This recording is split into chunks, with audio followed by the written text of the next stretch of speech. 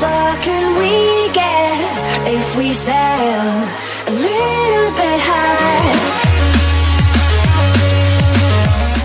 Greenville Streets and Sidewalks crew member Larrence Leverette pulled a dripping black trash bag from a city can on a recent morning, one of more than 180 receptacles he and 7 other crew members attend to 6 days a week.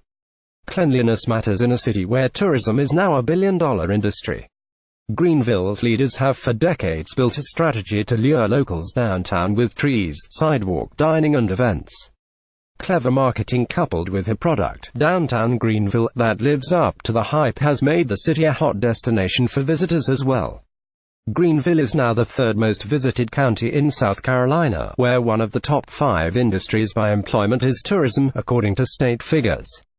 The state Parks, Recreation and Tourism Department describes it as a $21 billion industry with $13 billion in tourist expenditures statewide.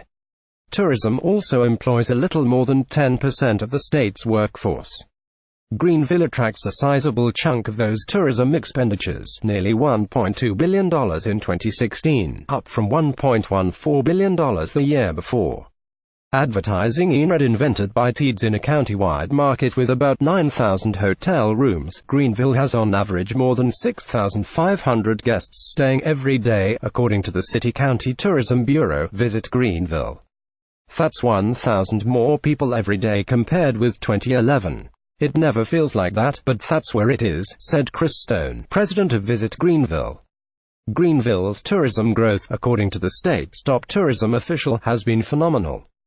Greenville has had double-digit growth, said Dwayne Parrish, director of the South Carolina Department of Parks, Recreation and Tourism. Will Greenville ever catch up to the coast? No. That will never happen. Nonetheless, it is significant. Parrish said the industry standard for determining the health of an area's tourism industry is revenue per available hotel room RevPAR. RevPAR is a hotel's average daily room rate ADR multiplied by its occupancy rate. A high RevPAR means full hotels selling rooms at high rates. The growth in tourism has coincided with a concerted marketing effort, culminating in 2012 with the adoption of the Year That Greenville slogan and social media campaign. Stone's Visit Greenville staff blitzed social media with the slogan and reached more than 295 million people in 2016 alone. They have also targeted prestige publications. Year That Greenville is the most used hashtag in the city. The hard work seems to be paying off.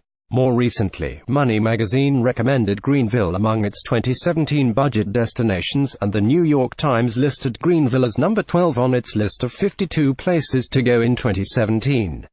Significantly, though, a 2017 Reader's Choice survey in Condé Nast Traveler, compiled from hundreds of thousands of responses, ranked Greenville number 3 among best small cities to visit.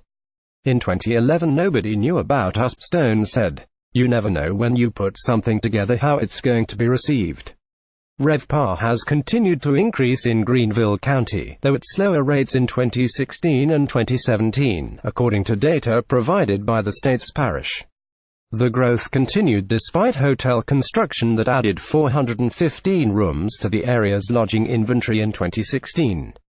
We're in the business of attracting more people and eyeballs, Stone said. We have to be talking to more people, the right people, about why they ought to come. Behind overall occupancy numbers, Stone's team has uncovered some trends that could bode well. Weekday business travelers have traditionally edged out weekend travelers in Greenville. That changed for the first time in 2016, as weekend occupancy climbed to 74%, compared with weekday rates of 73%. Location might have a lot to do with it.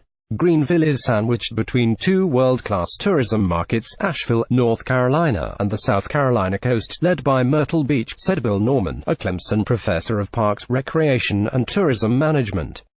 Greenville is in a neat position between the two, able to develop its own identity, Norman said.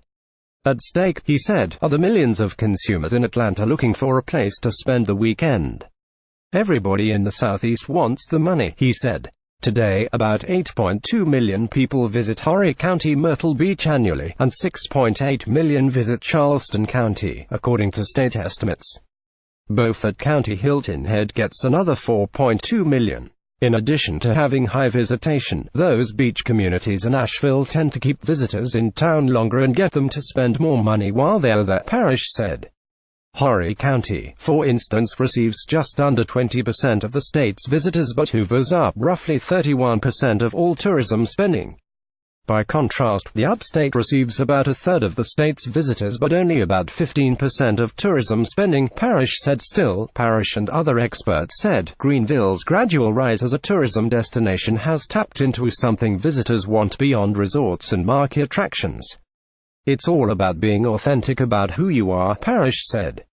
Visit Greenville. Stone said the area has benefited from a shift in U.S. vacation behavior from extended visits once or twice a year to weekend trips a dozen times a year.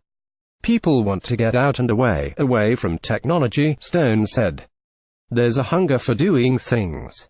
Myrtle Beach and Hilton Head, they have been around for decades upon decades. We're just the baby crawling. We're the bright, shiny thing that young people want to play with. No disrespect to Asheville, he said, but people have been there. As for Myrtle Beach, it lacks the city center, the feeling of community, that Greenville offers. Jonathan Brashear, general manager of the Aloft Hotel in downtown Greenville, said the four major areas he is seeing tourists come from are Ohio, Boston, New York and Chicago. They've come here to see what it's all about, and they aren't disappointed, Brashear said. Making a good impression on all these new visitors, and ensuring they come back, starts with the details, said Angie Prosser, Greenville's Director of Public Information and Events. Parks crews tend to flower beds and commit tens of thousands of dollars annually caring for the tree canopy, she said. Those pansies don't get there automatically, Prosser said. Somebody has to pull out the weeds and dead stuff. Prosser said the city has also made a point of providing pedestrians with a little surprise around every corner, from public art and plazas to the Liberty Bridge at Falls Park and the Swamp Rabbit Trail. Meanwhile, people can also find the way around easily, said Clemson's Norman. Greenville is known regionally for its signage, Norman said. Tourists, if they don't know the way, spend a lot of time wandering around.